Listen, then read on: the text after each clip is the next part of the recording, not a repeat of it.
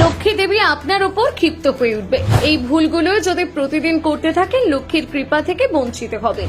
আর যাই করুন এই কয়েকটি কাজ ভুলেও করার চেষ্টা করবেন না। লক্ষ্মী দেবীকে সন্তুষ্ট রাখতে কোন কাজগুলো করা উচিত, কোন কাজ একেবারেই করা উচিত নয় জেনে নিন আজই। ধন সম্পদের দেবী লক্ষ্মী, সংসারে লক্ষ্মীর কৃপা থাকলে সেই পরিবারে সুখ শান্তি বিরাজ করে।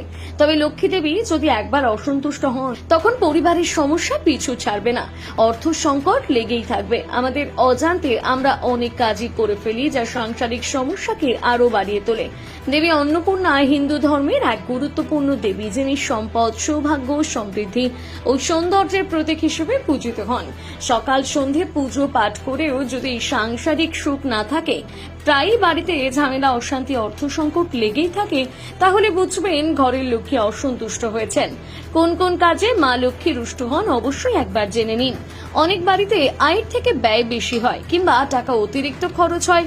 অর্থের অপচয় দেবী লক্ষ্মী একেবারে পছন্দ করে না। যে বাড়িতে অর্থের মূল্য দেওয়া হয় না, অতিরিক্ত টাকা অপচয় করা হয়, সেই সংসারে বেশি দিন বিরাজ করেন না লক্ষ্মী দেবী। এছাড়াও শাস্ত্র বলে যে বাড়ির মহিলাদের সম্মান করা হয় না, প্রতি মুহূর্তে মহিলাদের অপমানের চোখে দেখা হয়, সেই সংসারের উপরও রুষ্ট হন অন্নপূর্ণা।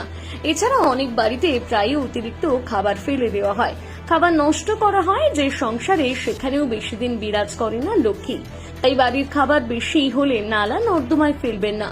কুকুর বিড়ালকে খাওয়ান, তবুও খাবার অপচয় হবে না।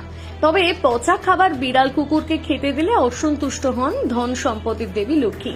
মিথ্যে কথা বলা মহাপাপ, প্রবাদ বাক্যে এ কথার উল্লেখ থাকলেও অনেকেই মিথ্যে কথা বলে থাকেন। কেউ পরিস্থিতির বশে, কেউ আবার ইচ্ছে করে। খেতে বসে কেউ যদি ভাত পাতে মিথ্যে কথা বলেন, তার জীবনে উন্নতি থমকে যায়। লক্ষ্মীর কৃপা দৃষ্টি থেকে বঞ্চিত হন সেই ব্যক্তি। সন্ধ্যের সময় যারা ঘুমান তাদের প্রতি ঘৃণার চোখে দেখেন দেবী লক্ষ্মী, কারণ লক্ষ্মী গৃহে প্রবেশ করেন সাধারণত সন্ধ্যের সময়। এমন অবস্থায় ঘরের কোন সদস্য যদি বিছানার উপর দরজা বন্ধ করে ঘুমিয়ে থাকে, এই কাজ তাদের গৃহের জন্য যথেষ্ট ক্ষতিকর, কারণ এই সময় লক্ষ্মী ঘরের দরজা থেকে ফিরে যান। লক্ষ্মী সামান্য অবহেলাতে খুবই বিরক্ত হন, তার জেরে আপনার উন্নতিতে বাধা হয়ে দাঁড়াতে পারে। তবে পুজোর মাধ্যমে নয়, রোজকার কিছু কাজের মাধ্যমে ধনলক্ষ্মীকে সন্তুষ্ট করা সম্ভব। অন্যদিকে যারা নিষ্ঠা ভরে পুজো করেন না, তাদের উপর কখনোই দেবী লক্ষ্মীর আশীর্বাদ বর্ষায় না। নিয়ম করে সকাল সন্ধে ঘরে প্রদীপ না জ্বালানো হলে তাহলে লক্ষ্মী কখনো ঘরে প্রবেশ করে না।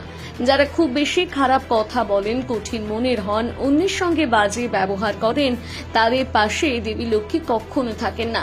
এমন ব্যক্তিদের উপর লক্ষ্মী সর্বদা ক্রুদ্ধ হন। যতটা সম্ভব রাগ নিয়ন্ত্রণ করা উচিত। রান্নাঘরে দীর্ঘ সময় ধরে এঁটো বাসন রাখা হলে সেই ঘরে লক্ষ্মীর প্রবেশে বাধা হয়ে দাঁড়ায়। তাই ঘরের রান্নাঘর পরিষ্কার পরিচ্ছন্ন রাখা খুব জরুরি। দেবী লক্ষ্মীকে সন্তুষ্ট রাখতে কোন কাজগুলো করবেন জেনে নিন।